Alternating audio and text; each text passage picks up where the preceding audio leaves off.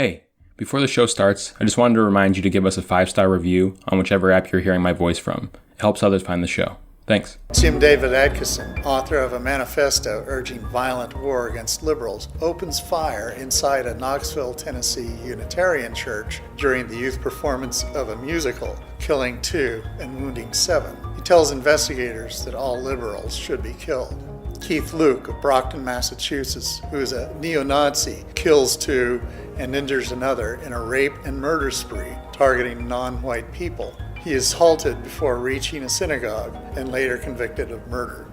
Danny Roy Baker of Miramar Beach, Florida, who is a former GOP volunteer angry about immigration, opens fire on a room full of Chilean exchange students, killing 2 and injuring 3. He pleads no contest to murder. Richard Poplawski of Pittsburgh, Pennsylvania, a white supremacist fearful of a plot by President Obama to take his guns, kills 3 police officers and leaves 2 others injured in a standoff at his home. Poplawski is later convicted of murder.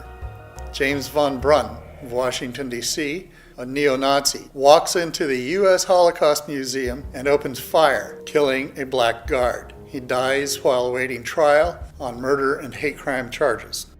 Ross William Muehlberger of Wichita Falls, Texas, yells "White Power" as he shoots up a cafe, injuring 4 black and Latino women and killing 1 white bartender before killing himself. David Joey Peterson, white supremacist, embarks on a killing spree across Oregon and California with Holly Grigsby, his girlfriend, with the aim of killing Jews and black people and targeting Jewish organizations. They kill Peterson's father and stepmother and 2 people who offer to give the couple rides. Both plead guilty to murder.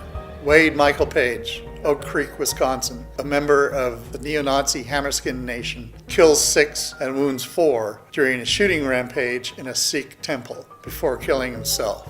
Fraser Glenn Miller Jr. of Oberlin Park, Kansas, a former Grand Dragon of the Carolina Knights of the Ku Klux Klan, embarks on a shooting rampage at 2 Jewish community institutions, killing 3. He's found guilty of capital murder. Elliot Rodger, the child of a Hollywood producer, goes on a killing rampage near the Cal Santa Barbara campus, targeting women after leaving a misogynist video explaining his actions. He kills 6 people and injures 14 before killing himself. Jared and Amanda Miller, married Patriot Movement sympathizers, go on a shooting rampage that kills 3 people, including 2 police officers. Dylan Roof, a white supremacist radicalized online, joins a Bible study at the Emmanuel AME Church, then opens fire, killing 9 and wounding another. He is convicted on 33 counts, including murder.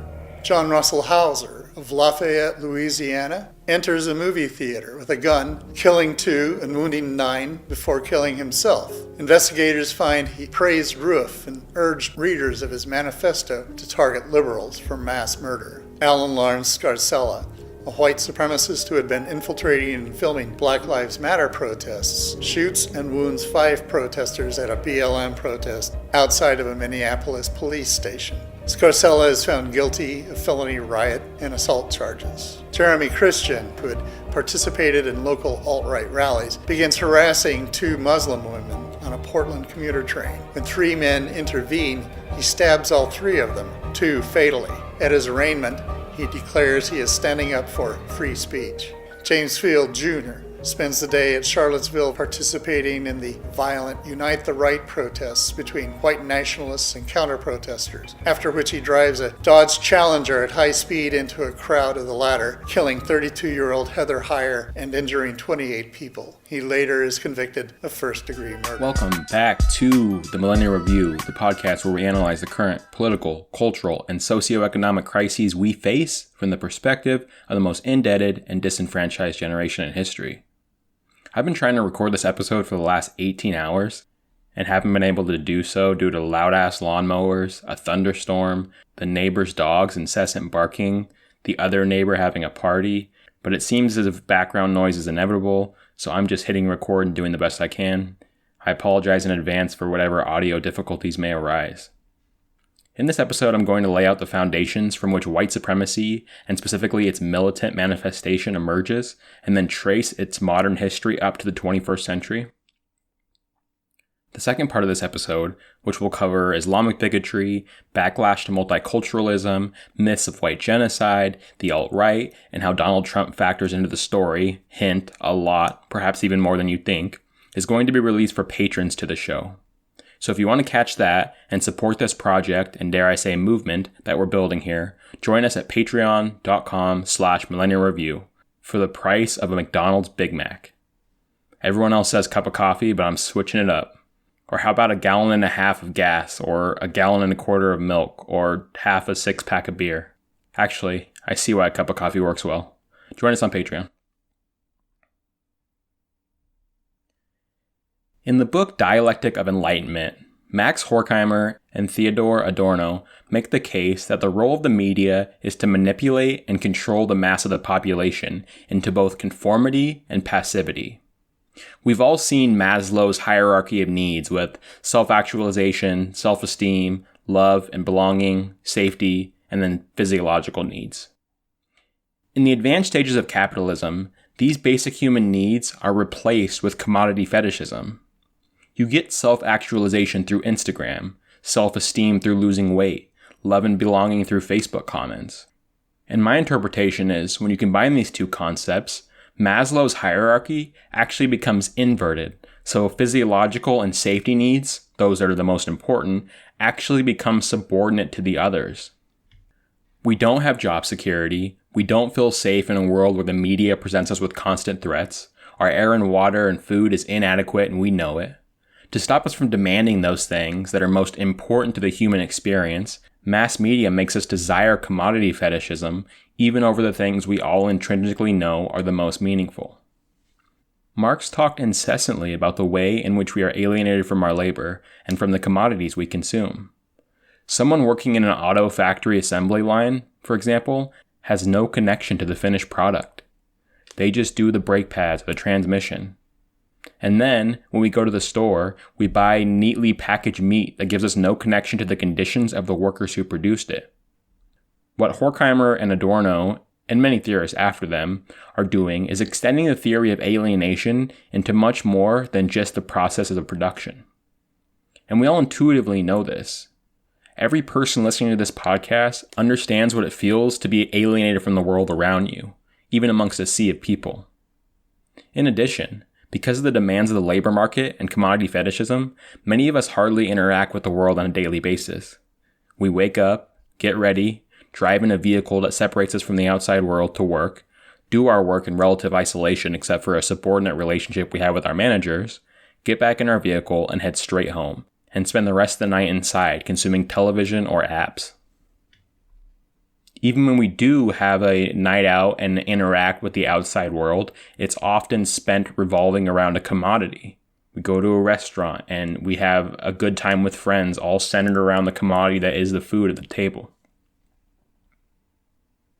I've seen the cell phone included in plenty of Marxist analyses, but it seems to me no one has really reckoned with just how domineering it is to this idea of passivity. If you have an iPhone, I don't know if other phones do this or not, you get that notification at the end of the week that tells you how many hours a day you use your phone, and it probably never ceases to shock you. Quite some time ago, theorists discussed the ways in which commodity fetishism and alienation from the world creates what is called fragmentation. We fall into a cycle of work, consume, sleep, repeat. This has been a byproduct of capitalism for a long time, but the cell phone really intensifies the issue. I tend to think there is less inherently wrong with connecting and talking to friends over the internet than other people, but certainly we've been conditioned to use online friendships to disconnect ourselves entirely from the physical world. As we fall deeper and deeper into cycles and the resulting fragmentation, our identity becomes tied in with what we consume. This is very simple. We all need an identity as a basic human need, and if we're alienated from the world, our identity is going to be alienated too. So think about your friends. When you think of them, you almost certainly think of a brand that they have. They dress well, or they are hilarious on Twitter, or they play a lot of video games, or they've seen every movie ever made, or they are obsessed with their diet. Very few would describe the people they know as exhibiting the behaviors we all actually crave. You're more likely to say someone always has the dopest shoes than to say they have a huge heart. You'll probably recognize how obsessed a friend is with coffee before you recognize that they are a great conversationalist. The commodification of our social lives and identity culminated in what Guy Debord called in 1967 the spectacle. He wrote, quote, "The spectacle is the existing order's uninterrupted discourse about itself, its laudatory monologue. It is the self-portrait of power in the epoch of its totalitarian management of the conditions of existence." End quote. So in addition to, and reinforced by, the fragmentation and alienation we just discussed, mass media creates a representation of what basic need fulfillment is supposed to look like, and then we inevitably internalize it. When you think of what it means to be a good friend, or a good wife, or a trans person, or a wealthy individual, or how to be happy, you don't think of examples from your own experiences, or those of people in your life. You think of experiences from popular media. If you ask a median person, for example, to think of a gay guy on the spot, they immediately produce a flamboyant, effeminate guy waving a rainbow flag at a pride rally. That's what they've seen on TV. A symbol of a group is one thing, but this becomes really insidious when it affects your own life. People try to imitate relationships they see on the screen and replicate identity. How much depression and, frankly, suicide has been brought on the trans community by transness in popular media only being represented by people who pass? Why am I discussing any of this in the context of talking about the growth of white supremacy in the United States? 2 reasons. First, the issue of fragmentation and alienation is pivotal to understanding why these right-wing extremists behave the way they do. It partially explains why you're listening to this podcast as well. You've heard the arguments from Steven Pinker types and neoliberals that the world is better than it's ever been. Look how many people have risen above an arbitrarily defined daily income number that doesn't even take into account prices or inflation. Life is great. But the thing is, we all know it's bullshit. Even those who benefit from the system know it's bullshit. There's never been a person that feels as guilty as Bill Gates. Elon Musk is planning to colonize space when society collapses. Peter Thiel is buying up land in New Zealand where him and other elites can escape to when the climate crisis creates massive instability. The thing is, while their solutions are fucking bananas, they are responding rationally because they have access to information. They have all day to read books and articles, and if you had $1 billion and spent all day reading about ecological collapse and an economy that, when it crashes, will absolutely fall off the cliff from which it may never recover, you'd look for a way out too. If you're Elon Musk, what's the greater likelihood? That we stop capitalists from ruining this planet, or that we colonize another planet? It's pretty rational to bet on the latter. Many people don't have access to that information though, so they feel this sense that things are fucked but have absolutely no idea what to do next besides wallow in despair. And many do, hence the opioid crisis and astronomical rates of suicide. But for most, their survival instinct wins out, and they need to find somewhere to put their energy. There's a big meme on the left whenever Trump says something racist or one of his supporters tells a Latino peacefully walking down the street to go back home. Leftists will joke, "Must just be economic anxiety," satirizing the obsession of journalists to chalk Trump's victory up to the economy. That seems to me to be a counterproductive and anti-leftist approach that ignores the kind of analysis we just discussed, showing that capitalism does more than just alienate people from their labor. Yes, the average Trump voter had a higher income than the average Clinton voter, but does that make them any less alienated? I don't think so. I think that 2 things are happening when a Trump supporter yells at a black man to go back to Africa. First, I'm a big believer in Machiavelli's view that underlying social relations is 2 chief human desires: to dominate and not be dominated. The race, gender, and in a surprising amount of cases, class status of the loudest Trump supporters has historically always been the dominator, so much so they never had to think about it. They grew up hearing stories from their father and grandfather and uncles exclusively from the perspective of the dominator. Now, for the first time in history, their complete and utter dominance is being questioned, and they, like other classes have for so long, feel the humiliation of being dominated.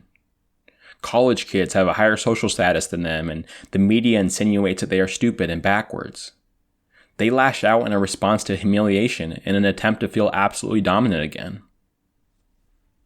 It doesn't matter if they're still almost wholly dominant over all of society, that zero-sum partial loss of status feels like the worst kind of oppression to them. That's just the way that the world works. It's just the way that the human mind works. Secondly, they are alienated, and Trumpism makes them feel a connection to the world. I mean this literally in the instance of screaming at a Latino or a black woman on the street to go back home. This is the worst possible expression of feeling disconnected and alienated from the world, but it's nonetheless an expression of just that. There's probably few things that make you feel alive, at least in the moment, like publicly displaying that you are a member of the master race. Throughout these episodes, you'll constantly be asking the question of why these people believe and do these things. We can just throw up our hands and say they're hateful bigots, but it doesn't really get us anywhere. Think about the spectacle and the disconnection and alienation of our lives. On the left, we recognize this and build cultures to keep us grounded with reality. We meditate, we use recreational drugs, we experiment sexually, we do yoga, we go to DSA meetings.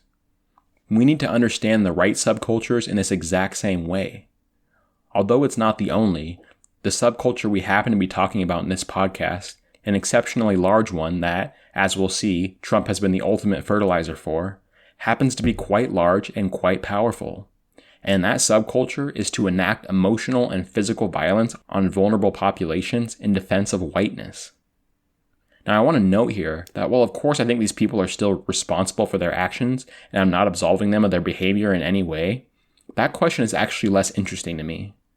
The question of how much these people do or do not deserve to be punished because of their material conditions and alienation is one worth asking if you want to answer one set of questions, but I'm more interested in skipping that part. I'm trying to give the explanation for why they do what they do.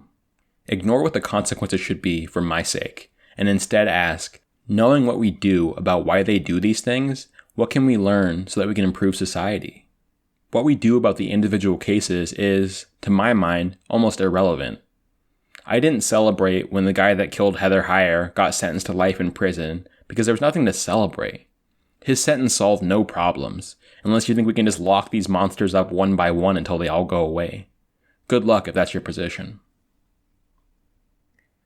The second reason I bring up alienation and society the spectacle is because I think when our lives are fragmented by commodity fetishism, especially the phone and social media, it not only impacts us, but it changes the way we impact the world. We get stuck in this cycle. Every day is different in that our Tumblr dashboard changes and we watch different movies, but it's the same in that we repeat the same daily cycles. This makes the world incoherent, including completely reshaping our orientation to time and what it means to think in a long-term, connected, and coherent way. We're all living in the moment, but we're disconnected from it. The result in terms of what we put back into the world is that the collective conscious has both long and short-term memory loss. If it didn't happen in the last 72 hours, not only have we moved on from it, but we forgot it happened. Have you noticed in the Trump era, we seem to have about 5 total news cycles that just keep repeating, somehow all disconnected from the exact same one that happened a month previous? We have corruption stories, where some big expose about Trump gets written and we all react in horror as if we didn't know from day one he is one of the most corrupt human beings on planet Earth. We have the "Are Democrats going too far left to beat Trump" news cycle that follows some policy proposal or AOC tweet. That dumb news cycle gets pushed out by Trump saying something racist or footage of kids in concentration camps or one of his supporters attempting to murder someone. Just when it seems like we've gotten past the Democrats being too far left because 20 of them want Medicare for all and recognize that Trump's ethno-nationalist bigotry is the real threat to this country, Rashida Tlaib says impeach the motherfucker, or Sarah Huckabee Sanders gets denied service at a restaurant, or some Nazi gets a milkshake thrown on them, and we forget about Trump being a fascist and get the "are both sides equally bad" news cycle. After we're bored and that fades out, as Trump continues to do more casual racism, pundits decide it's that time of the month again where we debate whether he is a 5D chess-playing political genius using racism, not because he's obviously a racist, but because he's deploying a cunning 2020 strategy. And then, what's this? Another corruption scandal? The cycle begins anew. What I started to notice as I read the book Alt America, The Rise of the Radical Right by Michael Newart is just how susceptible I am to this fragmentation. I think of myself as someone who is immune from fragmentation as one can be, because I read a lot of books and articles, so I shouldn't have the same memory loss. but then I realized that my ego has failed me. I have no idea how much more inept I am than anyone else. I would assume myself and now anyone listening to this has some understanding of the mechanisms at play and therefore some sort of protection. But this book was eye-opening to me, and here's why. I've been reading about the far right for a really long time. Growing up around conservatives made me really interested in what makes them tick, and visiting the site of the Oklahoma City bombing in my junior year of high school left me with a sense of holy shit at far-right ideology that has literally never left me since that day. Despite this, when I analyzed the current rise of the radical right, I failed to connect the dots of a coherent and historical ideology, despite knowing the history extremely well. I've read a ton of books and watched even more documentaries about Waco and Ruby Ridge and Alex Jones and 9/11 conspiracies and David Duke and birthers and the Tea Party and the Jewish question and the Bundy Ranch and the Malheur Refuge and the Unite the Right and the Oath Keepers and the Proud Boys. But they weren't deeply and intrinsically connected in my head. They weren't disconnected either. I knew they all influenced one another, but the reality is that there is a very well-trodden path that leads you all the way from Ruby Ridge in 1992 to the Oregon Republicans who just fled to Idaho under the protection of the Three Percenters militia. This isn't a history of a series of events. It's a history of a movement, one that is deeply incestuous and astroturfed by the same financiers. Final note before we dive in is that you should try to learn from the mistakes that I made and not be a slave to fragmentation. This of course means pushing back against commodity fetishism and the spectacle in your daily behavior, but it also means being obsessive about context.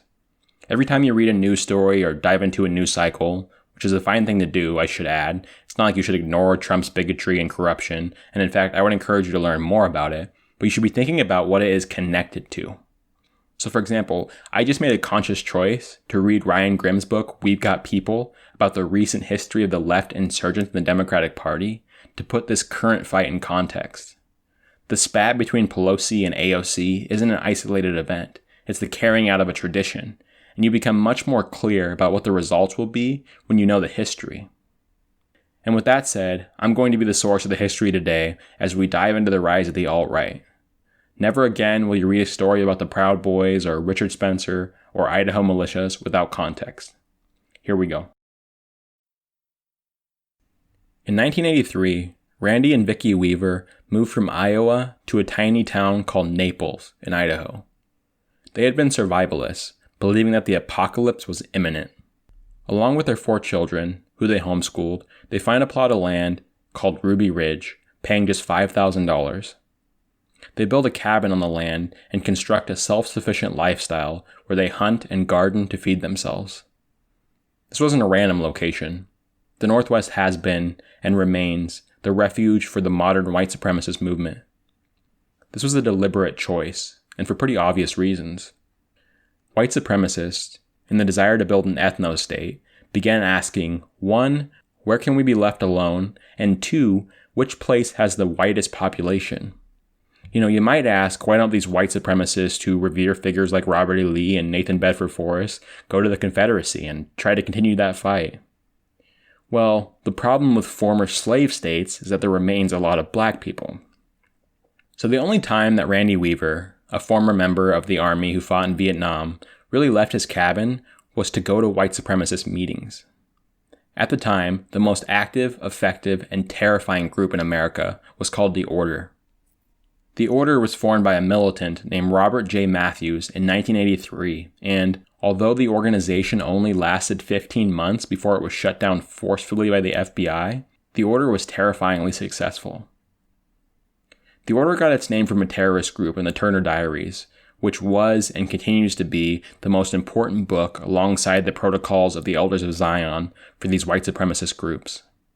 If you exempt religious text, the Turner Diaries tops the list in terms of books that have caused suffering in the United States since it was published in 1978. You could directly attribute, because the perpetrators themselves directly attribute, the Turner Diaries to hundreds of deaths and thousands of lives ruined. The Turner Diaries is everything the right tells you Saul Alinsky's Rules for Radicals is times 10. So this Aryan resistance group, the Order, whose plan was to launch full-scale war with the US government, robbed banks, stole cars, hijacked armored trucks, bombed synagogues, and even murdered a talk show host before being shut down.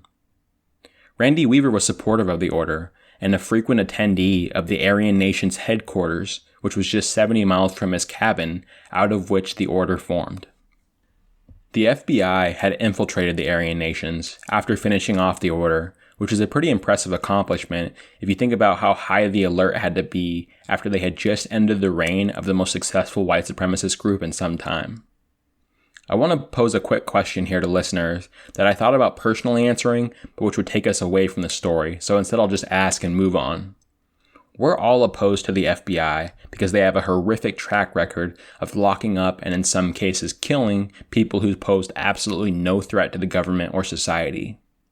To my mind, J. Edgar Hoover is the biggest domestic terrorist in U.S. history. But I doubt any of us are anything but impressed and frankly thankful when they shut down a far-right group like the Order who is wreaking havoc and killing people and, if not stopped, is fully committed to creating a full-blown ethno-state. So I want you to ask yourself, in a much better world where the population has genuinely democratic say in their governance and representation is actually representative, would there be a place for an intelligence organization to infiltrate groups like this? Or is there something intrinsic to the state apparatus of intelligence gathering that leads it to become a massive, unaccountable organization that sees threats when they aren't really there? If yes, then how do we solve these problems? Because even in whatever post-revolution world you imagine, there are guaranteed to be far-right white supremacist groups attempting to go to war with minorities and the government. It's built into the fabric of this country and will never go away. Along with others, an FBI infiltrator became close friends with Randy Weaver over the course of a few months. Weaver sold him 2 sawed-off shotguns before the Aryan Nations finally found out the infiltrator was an informant. The FBI, now without any access to the group, approached Weaver with blackmail from the sawed-off shotguns and asked that he become their informant and snitch on the group. Weaver says no, and so a few days later, a couple federal agents act as if they're tourists with a broken-down car near Ruby Ridge and arrest Weaver when he comes to help them.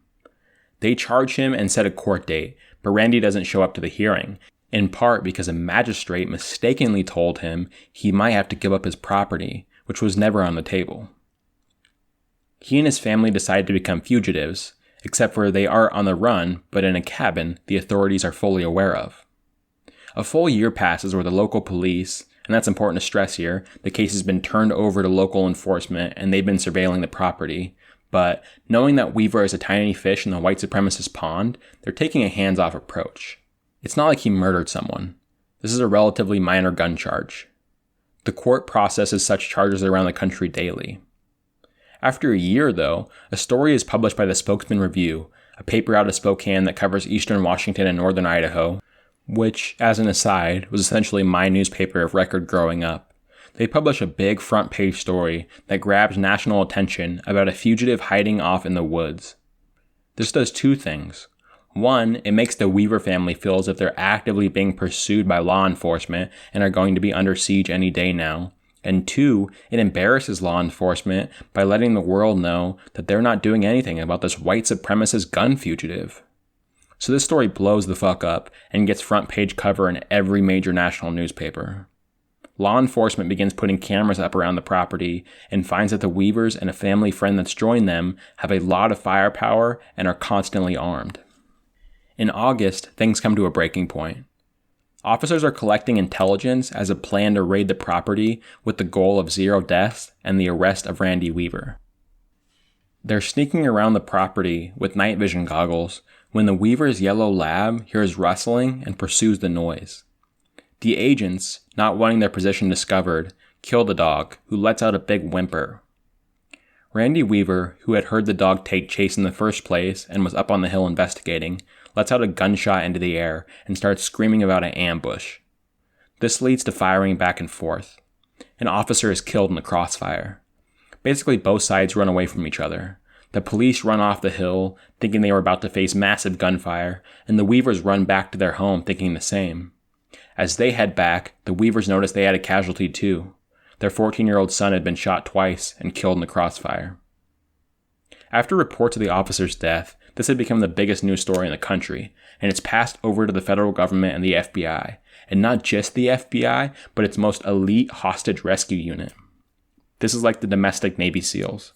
There's a big problem here, though, and that's that the FBI hasn't been paying attention to this story for the last 12 months. They didn't know shit about Ruby Ridge because they hadn't been surveilling it for a year like the local officers were.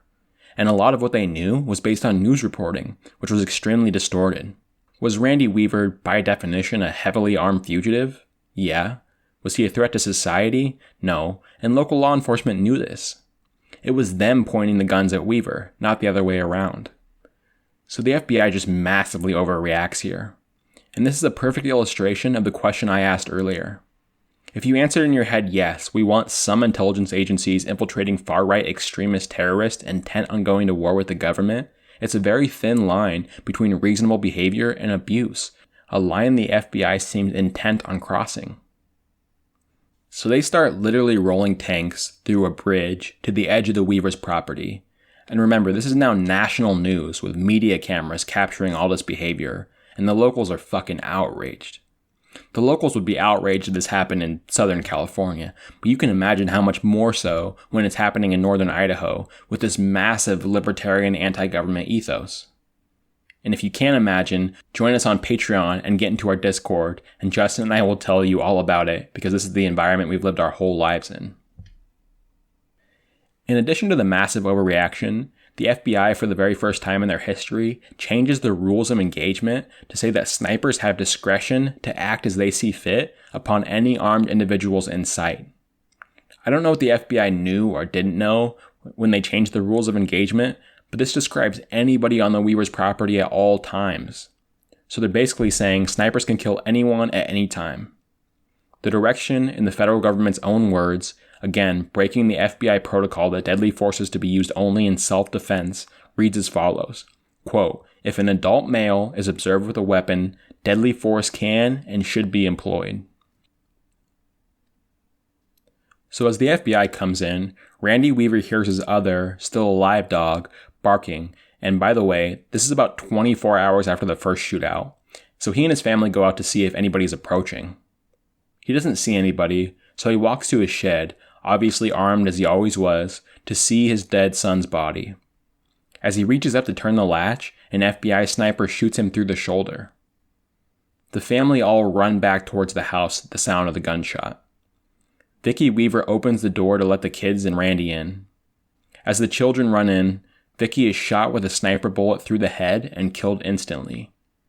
The same bullet, after going through Vicky's head, hits the family friend that was with the Weavers, Kevin Harris, through the arm and lodges a few inches from his heart. Randy is offered an ultimatum: surrender or we're going to send in tanks and demolish your home.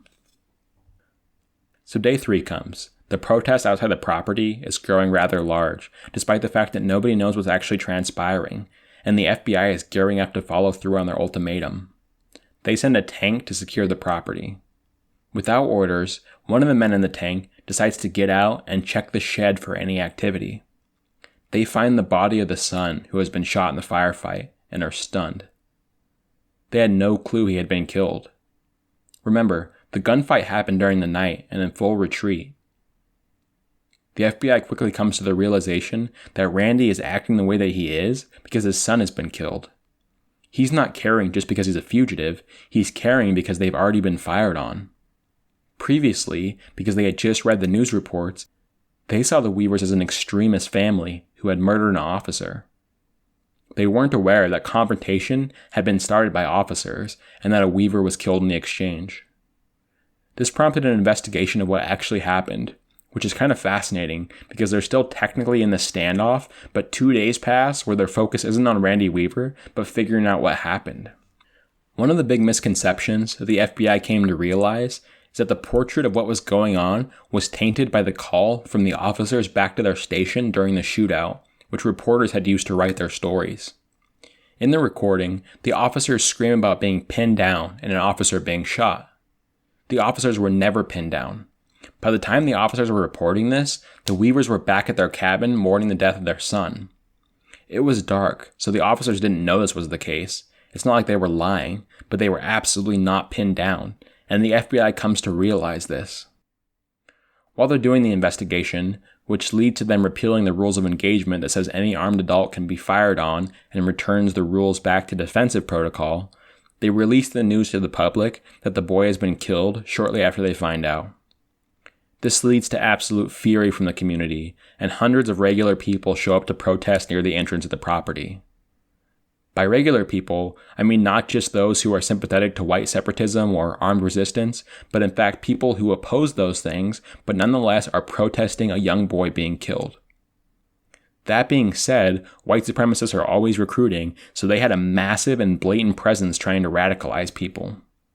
In fact, white supremacists from all over the country flew into the protest. A hero of the far right, an extremist former army colonel named Bo Greitz, showed up and started making a lot of noise. Randy Weaver somehow got the information relayed to him that Bo Greitz was there and informed the FBI that he would negotiate with him. By the way, imagine if your name was fucking Bo Greitz. Anyways, Bo finds out from Weaver, and by the way, this is day 8 of the standoff, that Vicky has been killed, which the FBI was also unaware of. So they relay that to the public, and now it looks like the government is just murdering these people. On day 10, Bo's negotiations, along with another family friend who goes with him, result in supplies being brought in, Vicky's body being carried out, and Kevin Harris is taken to the hospital. He had an infected wound from the gunshot and was approaching death. Finally, on day 11, with the FBI saying this is the final day before they forcefully remove Randy by any means necessary, Bo Greitz is able to convince him to surrender, and he, Bo, and his children walk out hand in hand. Randy was charged with murder and a plethora of other charges, but in the end only ends up guilty of missing a court appearance and sentenced to 6 months. He's still alive today. So I've got a long story to tell that's going to span the course of 27 years, but I spent quite a bit of time on Ruby Ridge because it's absolutely foundational to understanding what has happened in its wake. There's a lot of different ways you could potentially start the story, but in my mind, Ruby Ridge is where it all begins.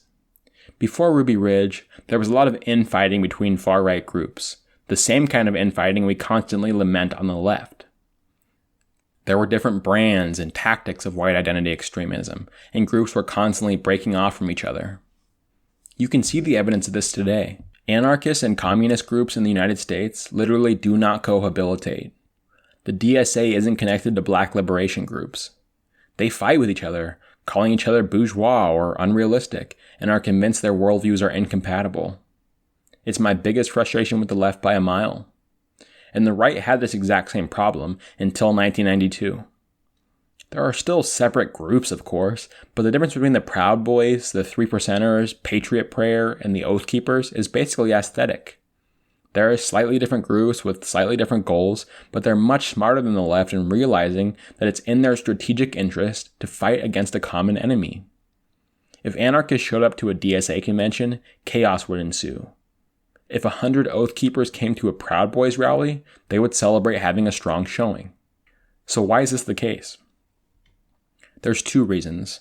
One, which we can't really adopt from the left, of nihilism and a lack of utopianism on the far right. Many of these groups don't really have an end goal. They just want to enact violence and fight government and destroy feminism and multiculturalism. They have goals, to be sure, but they aren't like leftists who have an ideal anarcho-syndicalist or state socialist world worked out that they're trying to strive for. Even ethno-staters don't really have a vision, because all but the absolute off-the-rails radicals realize that the creation of an ethno-state would require the literal mass murder of tens of millions of people. So they'll say, I want a white ethno-state, but their actions might just be, in the professional sense, to spread racist and anti-Semitic propaganda, and in the on-the-ground sense, to show up at rallies and beat a few people up. Because despite the fact that we live in a far-right country, we also live in an extremely diverse one, and the idea of creating a white ethno-state is 100 times more fantastical than anything the left proposes.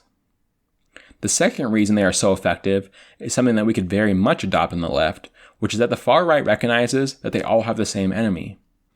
Whether you're just a by-the-book immigration restrictionist or someone who wants a white ethno-state, everyone on the right desires a country that is more white, more authoritarian, and anti-liberal.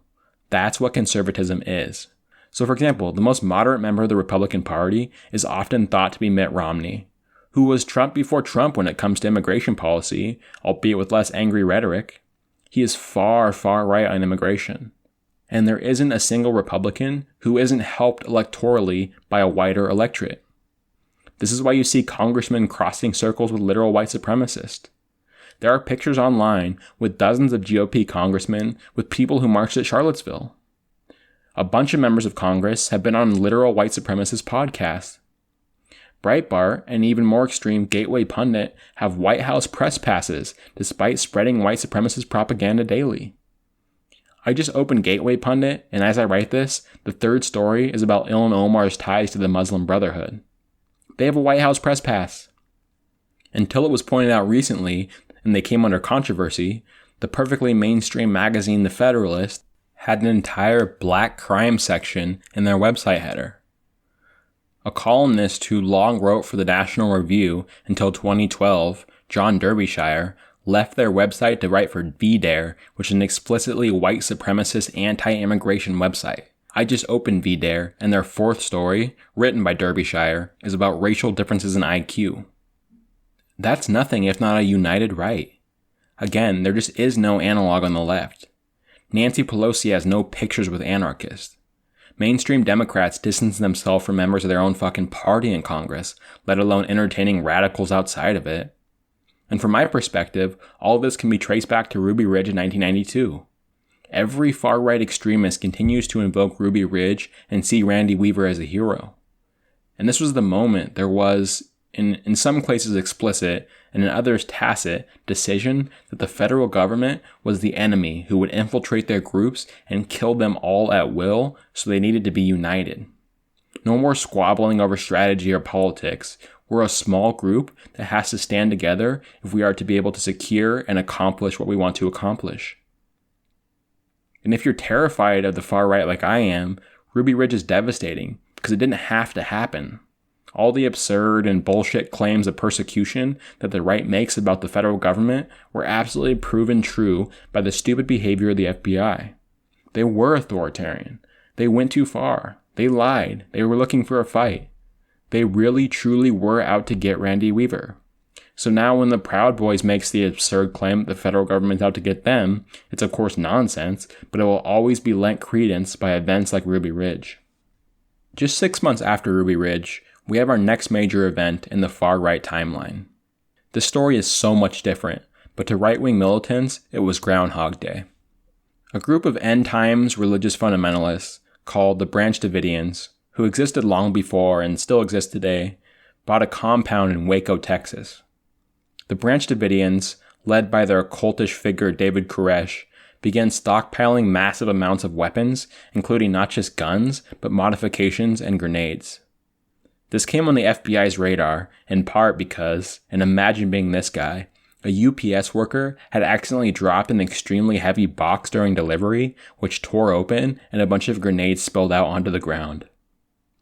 The ATF, the Bureau of Alcohol, Tobacco, and Firearms, for those who don't know, decided to launch a surprise raid to recover the weapons. They found out just before the raid that Koresh knew they were coming, but stupidly decided to go ahead anyways. A massive shootout took place, in which 4 ATF agents and 6 Branch Davidians were killed. Koresh was hit by a bullet in the shootout. The next day, the ATF successfully negotiated the release of some children. After seeing their firepower, however, and after reports that Koresh was raping underage girls in the compound were made public to the press, the ATF, under pressure, stepped up their aggression and cut electricity to the compound and flooded the building with light and high-pitched noises. On the 51st day of the siege, the ATF decided it was game over and released tear gas in the compound to clear everyone out. Just a few minutes later, a massive fire engulfed the compound. To a casual observer, it looked as if the ATF had started the fire. There was even a big rumor that the tear gas had reacted with some inflammatory material. It was later revealed that the fire was started by the Branch Davidians themselves. Many of the members shot one another to end each other's suffering, David Koresh being one that died from the bullet of another Branch Davidian member. 75 people died in the event. This was huge for the far right on two fronts. On the streets, it ignited and united the right around a common purpose that they hadn't had before, and that was gun rights. All groups, be they white supremacists or militia members or libertarians, treated Waco as an event in which the federal government was coming to take away the guns of patriotic Americans. It's impossible to think about now, but the gun issue didn't used to be hyper-political, and it wasn't partisan. Ronald Reagan signed gun control measures as governor of California in support of the Brady Bill. Waco changed that. After Waco, a right-wing activist named Mike Vanderboe decided he needed to become more active in fighting back against a tyrannical government and joined a militia group. Many others followed. 2 years after Waco, there were 450 recorded right-wing militias across the United States. Vanderboe is one of the threads that shows this movement as one continuous thing, consistently building momentum rather than a disparate series of events and groups. He played a huge role in the far right until his death in 2016. In 2008, he founded the 3 Percenters, the same group that just defended the Oregon Republican legislatures who fled the state to Idaho so they didn't have to vote for a climate change measure. In addition to being a unifying event for far-right groups, it was also the birth of far-right media. Rush Limbaugh took a turn to the right after Waco and transitioned from a pretty normal right-wing news personality advocating for the Gulf War, dishing on anti-war activists, and shitting on Bill Clinton to an angry conspiracy theorist. There was also a 19-year-old host of an Austin public access television show who started rising in popularity by boisterously denouncing the government's role in the Waco siege. His name was Alex Jones. Borrowing from Limbaugh, he said that Bill Clinton was part of a New World Order conspiracy. Lies about Bill Clinton running drugs as governor of Arkansas and having a body count of people around him who had died of mysterious circumstances spread quickly, confirming far-right fears that he was trying to take away people's guns and then bring the United States under martial law. Another figure that rose to prominence after Waco was an Arizona sheriff named Richard Mack, who refused to enforce Bill Clinton's 1994 Brady Bill. More importantly, he formed the Constitutional Sheriffs and Peace Officers Association, or CSPOA. The ideas of this association have become pivotal to far-right movements, who advance a constitutionalist notion that the county sheriff is the supreme law of the land and supersedes state and federal authorities. A shit ton of far-right activists believe this to be the case, and you have to understand it to understand them. As it happened in Ruby Ridge, there were protests going on outside of Waco during the siege. One of the participants in the protest was a man named Timothy McVeigh. He had been obsessed with what happened at Ruby Ridge and saw Waco as the fulfillment of theories about a tyrannical federal government. 2 years later, in 1995, McVeigh rented a Ryder truck and filled it with explosive fertilizer. He drove it to the Murrah Federal Building in Oklahoma City, which housed the ATF, parked the truck, and walked away as it exploded. The bombing killed 168 and injured more than 680. There was a daycare on the ground floor of the building, and 19 children were killed in the blast. The explosion radius was enormous, destroying or damaging 324 buildings. If you ever get a chance, the memorial is an incredible experience. McVeigh and a co-conspirator who had been the mind behind the operation, Terry Nichols, who was not put to death like McVeigh and is serving life in prison, were obsessed with the Turner Diaries and said explicitly that the Oklahoma City bombing was a direct retaliation for the Waco siege. 2 things resulted from Oklahoma City. The first is that there was a ton of conspiracy theories, and the far-right media sphere continued to grow. Conservatives had little to say about the event publicly, i.e. those that weren't conspiracy theorists preaching to the choir, because McVeigh was blatantly conservative and had just committed the worst terrorist attack in U.S. history to that point. This shouldn't even be analogous, because in one world people were inciting, and in the other people were just existing, but in terms of public perception, prominent conservatives felt like I imagine many Muslims felt after 9/11.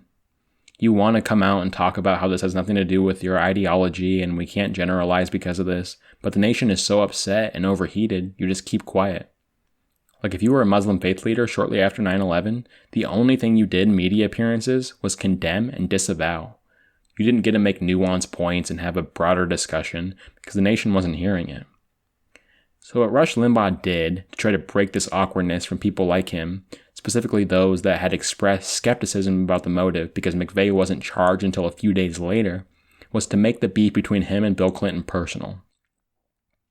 When Clinton came out and made statements, he was very clear, and rightly so, that these extremists had been egged on by the far-right media who obsessively turned every policy to the left of Ronald Reagan into a dangerous and imminent attack on conservatism. Limbaugh freaked out and claimed Clinton was blaming him and all conservatives for the actions of the crazies. He was using this extremist McVeigh to launch a war on conservatism and intended to take our guns and our freedom of speech. If you know literally anything about conservatives in the US, you know this played well. So the conservative media retained or grew their audience after Oklahoma City. But the more meaningful and stunning impact is that this destroyed the white nationalist movement. There's a lot of talk today about the alt-right receiving too much attention and about whether or not these huge murderous attacks are good for recruitment. The answer is unequivocally no. I'm not saying this as a moral claim, but as an empirical one. When public events like this happen and the far right is exposed, they suffer immensely. We'll get into this later in the podcast, obviously, but Charlottesville was easily and unquestionably the worst thing to happen to the far right since Trump got elected. They had steady growth and were increasingly being granted legitimacy until that moment, and Charlottesville set them back years compared to what they could be. And, going back to the fragmentation of our attention and cycles of thought process, we have to think about this more holistically to understand this phenomenon. The reason the far-right movement was able to eventually grow massively years after the embarrassment of Oklahoma City is because we have no long-term memory or connection with linear time. Similarly, it's why the media decided after 2016, sure, these alt-right guys are bad, but do they have something important to say and should we give them a platform? And they were getting that platform in the mainstream media until Charlottesville reminded the world of something that anyone who has a memory, which is very few of us, would know very well. These people are deeply evil and crave nothing but power and destruction. Further, as Elizabeth Bruenig of the Washington Post notes consistently, and it's obvious but we don't recognize it enough, fascism and ethno-nationalism are just plain incoherent. These worldviews are fucking stupid and logically inconsistent. These people lie about what they believe constantly, and in fact it's the only thing that they do because they have to. They have to be the most dishonest group in the country because telling the truth reveals the hollowness. Some people say that all you have to do is go 2 questions deep on why a libertarian believes what they believe and their whole worldview falls apart, which is true, but libertarians are Einstein compared to fascists. You can't even ask them about their conclusions because they can't justify their most basic premises. My view of people is that most are lazy and very susceptible to bad thinking patterns, but that most are pretty smart. That's just the way I view the world. As a result, I think fascism and ethno-nationalism can be compelling in a world where capitalism alienates us from material reality, but once people are made to actually think about it, its edifices immediately crumble. That's why Oklahoma City and Charlottesville were so damning. When things are so in your face as huge death tolls or people chanting blood and soil and Jews will not replace us with tiki torches, it makes one mentally justify what they previously only engage with on the level of emotions and feelings. And if you believe that people are pretty smart when actually thinking through these things as I do, it makes sense why these events are destructive. This is critical for us to digest. Another factor here that is very much worth noting is that the federal government can combat white nationalism and terrorism effectively if it so chooses. The Bill Clinton administration, to its credit, was incredibly effective at shutting down these groups because they correctly determined it to be the biggest threat to the country's internal security and spent resources to attack it. One of the reasons why Donald Trump is so terrifying is because not only is he causing a massive uptick in white supremacist violence, which we will get into, but his administration isn't using the tools to stop that violence from happening. One of the most undercovered stories in the country right now, at least in my view as somebody who's extremely concerned about this stuff, is that the government isn't applying the same tactics to combating white identity extremism online that they did with Muslim extremism. This stuff absolutely relies on the internet ecosystem, not just to flourish, but to exist in any organized way at all. our response to the same problem with Islamic terrorism was robust and incredibly effective. It's only been a few years since ISIS and other organizations made their big push to recruit online, and there was a period where that shit was all over Twitter. I would see tweets appear in my timeline in Arabic, and I would click them and see in the replies people tagging Twitter to inform them it was a member of ISIS or Al-Shabaab trying to recruit. In the same period, I had at least 2 times I can remember where a beheading video appeared in my timeline, and a couple times where I'd see video messages from Baghdadi calling for a caliphate with English translations. That shit was stamped out aggressively, and it's been totally wiped out from the mainstream internet, presumably to never return.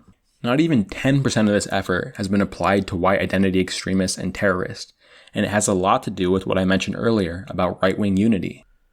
The Trump administration certainly isn't going to address these problems, but the same is true of most members of Congress. These are their voters. These are activists who advocate for causes they advocate because Republicans in Congress have embraced and in many ways become their base. If anarchists have a public rally to advance the cause of a world without hierarchy, no Democrat benefits from that. Quite the opposite. The more successful the anarchists are, people are less likely to vote Democrat and take part in a broken system where the party they would be voting for is a neoliberal capitalist party. But when white nationalists hold rallies, that gins up support for things Republicans are trying to accomplish. Now, Mitt Romney doesn't believe in the Jewish question, and he's disgusted when the white nationalists scream at a group of black people to go back to Africa, but he does want extremely strict immigration policy. So those activists are a benefit to Romney, even if he genuinely hates them. And the difference is that, 1, Republicans have listened to the base and moved extremely far right, so the extremists feel like they're voting for something, even if it isn't ideal. And 2, people on the far right are by definition authoritarian, while people on the far left are by definition opposed to hierarchy. The result is that right-wingers see the solution in electing leaders, whereas leftists don't. So the post-Oklahoma City days were a period of decline for white nationalists. They certainly didn't go away. They kept cultivating a media environment, the true believers remained in place, and they tried to continue recruitment, but they just couldn't escape the taint of Oklahoma City. White nationalism was associated with violence and terror. The 450 right-wing militias that had formed by 1993 shrunk to less than 50 by 1999, and it really felt as if this was a problem that was going to be thrown in the dustbin of history. Then, after 5 years, an event happened. And by event, I mean non-event. A public television host turned radio guy had just made his 3rd big career move in as many years, starting his own media company called InfoWars. InfoWars, which was immediately popular, was obsessively focused on a particular date, January 1st, 2000. See, the bytes and drums that store computer memory were all calibrated to a 6-digit code. So, it was theorized, computers would not be able to represent the year 2000. The computer, set to a cycle that could not exceed 99 years, 12 months, and 31 days, would lose all its memory as the entire global economy crashed on January 1st, 2000. To be clear, Y2K was not just a conspiracy theory or a subject the right was freaking out about. There were legitimate fears of what could happen, but the right had a fucking field day with it. Jones claimed the end of the global money supply and tens of millions of deaths around the world. So-called mainstream right-wing talk radio got in on the act as well. This was the most eyes and ears the far right had ever had on them by far, and they made the most of the moment as the nation looked for a solution to an imminent crisis. So we already had the anti-tyrannical militia movement on the far right after Ruby Ridge. Waco added the anti-gun control right to their ranks. And during Y2K, a 3rd major element was born, the survivalist movement. Millions and millions of dollars worth of survival kits were sold, including massive amounts of ammunition, water filtration systems, and freeze-dried food. I guess I should note that the other element of the far right is religious fundamentalism, but that is sort of the meta-ethical starting point of all these fundamentalists. Only recently has any form of secularity been introduced into the far right, but it's still an extremely religious movement. Obviously, Y2K came and went without incident. It didn't go without Alex Jones scaring the shit out of people, though. In the morning, there was a power plant in Texas that glitched, as it was wont to do every few months, and Jones went directly on air and pointed to it as evidence the world was crashing. But of course, despite the fact that they were full of shit, the grift continues. And not just the grift, but the grift's followers. The people that tuned in to Jones during Y2K just kept tuning in.